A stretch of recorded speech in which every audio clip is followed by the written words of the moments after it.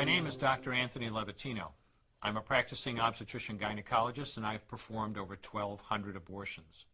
Today I'm going to describe a first trimester surgical abortion called suction D&C, dilatation and curettage. This is the most frequently performed abortion and is used typically from 5 to 13 weeks of pregnancy. After administering anesthesia, the abortionist uses a speculum like this. This is placed inside the vagina and opened using this screw on the side, allowing the abortionist to see the cervix, the entrance to the uterus. The cervix acts as a gate that stays closed for the duration of pregnancy, protecting the baby until it is ready for birth.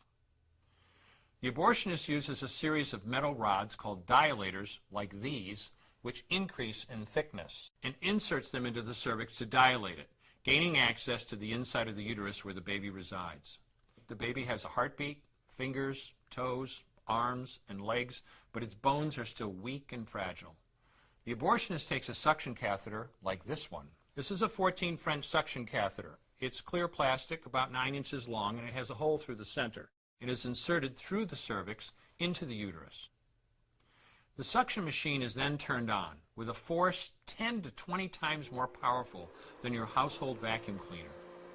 The baby is rapidly torn apart by the force of the suction and squeezed through this tubing down into the suction machine, followed by the placenta. Though the uterus is mostly emptied at this point, one of the risks of a suction D&C is incomplete abortion, essentially pieces of the baby or placenta left behind. This can lead to infection or bleeding. In an attempt to prevent this, the abortionist uses a curette to scrape a lining of the uterus. A curette is basically a long-handled curved blade. Once the uterus is empty, the speculum is removed and the abortion is complete. The risks of suction D&C include perforation or laceration of the uterus or cervix, potentially damaging intestine, bladder, and nearby blood vessels, hemorrhage, infection, and in rare instances, even death. Future pregnancies are also at a greater risk for loss or premature delivery due to abortion-related trauma and injury to the cervix. As I mentioned at the beginning, I'm Dr. Anthony Levatino, and in the early part of my career as an OBGYN, I performed over 1,200 abortions.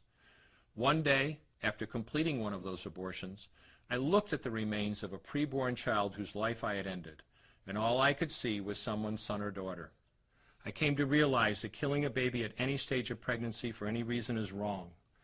I want you to know today, no matter where you're at or what you've done, you can change. Make a decision today to protect the preborn. Thank you for your time.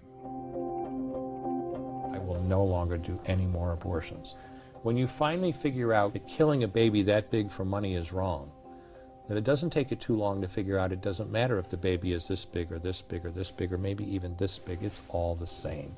And I haven't done any since then, and I never will.